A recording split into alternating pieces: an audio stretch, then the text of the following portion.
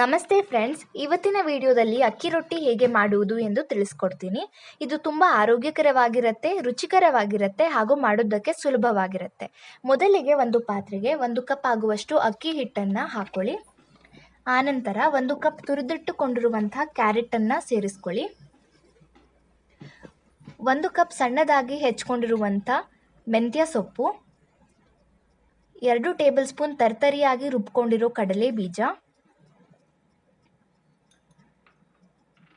ಅರ್ಧ ಕಪ್ ಮೊಸರು, 1 ಕಪ್ ಸಬ್ಬಕ್ಕಿ ಸೊಪ್ಪು, 1 ಕಪ್ ಈರುಳ್ಳಿ, ಅರ್ಧ ಕಪ್ ಕೊತ್ತಂಬರಿ ಸೊಪ್ಪು, ಅರ್ಧ ಕಪ್ ಕರಿಬೇವಿನ ಸೊಪ್ಪು ಹಾಗೂ ಒಂದೆರಡು ಚಿಲ್ಲಿನ ಫೈನಾಗಿ ಚಾಪ್ ಮಾಡಿ ಹಾಕೊಳ್ಳಿ. ಮತ್ತು ಅರ್ಧ ಕಪ್ ಕಾಯಿ ತುರಿಯನ್ನು ಹಾಕ್ಕೊಂಡು ರುಚಿಗೆ ತಕ್ಕಷ್ಟು ಉಪ್ಪನ್ನು ಸೇರಿಸ್ಕೊಂಡು ಇದನ್ನು ಚೆನ್ನಾಗಿ ಮಿಕ್ಸ್ ಮಾಡ್ಕೊಳ್ಳಿ. ಇದೆಲ್ಲ ಚೆನ್ನಾಗಿ ಮಿಕ್ಸ್ ಮಾಡಾದಮೇಲೆ ಸ್ವಲ್ಪ ನೀರನ್ನು ಹಾಕ್ಕೊಂಡು ಮಿಕ್ಸ್ ಮಾಡೋಕ್ಕೆ ಶುರು ಮಾಡಿ. ಇದು ತೀರಾ ಗಟ್ಟಿನೂ ಸಹ ಮಾಡಬಾರ್ದು ಅಥವಾ ತೀರಾ ತೆಳ ಕೂಡ ಮಾಡಬಾರ್ದು. ಇದನ್ನು ಈ ಹದಕ್ಕೆ ಬರೋ ತನಕ ಚೆನ್ನಾಗಿ ಮಿಕ್ಸ್ ಮಾಡಿಕೊಂಡು 5 ನಿಮಿಷ ಪಕ್ಕಕ್ಕಿಡಿ.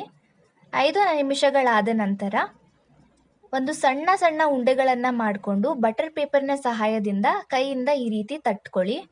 ಬಟರ್ ಪೇಪರ್ ಇಲ್ಲ ಅಂದರೆ ನೀವು ಬಾಳೆ ಎಲೆಯನ್ನು ಸಹ ಬಳಸ್ಬೋದು.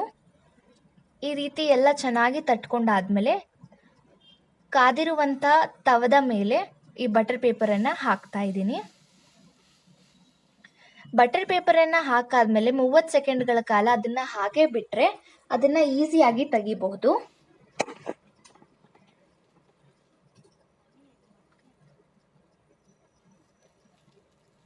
ಇದನ್ನು ಸ್ವಲ್ಪ ಹುಷಾರಾಗಿ ತೆಗಿರಿ. ಬಟರ್ ಪೇಪರನ್ನು ತೆಗೆದಾದ್ಮೇಲೆ ಸ್ವಲ್ಪ ಎಣ್ಣೆಯನ್ನು ಹಾಕ್ಕೊಂಡು 2 ಕಡೆ ಚೆನ್ನಾಗಿ ಬೇಯಿಸ್ಕೊಳ್ಳಿ.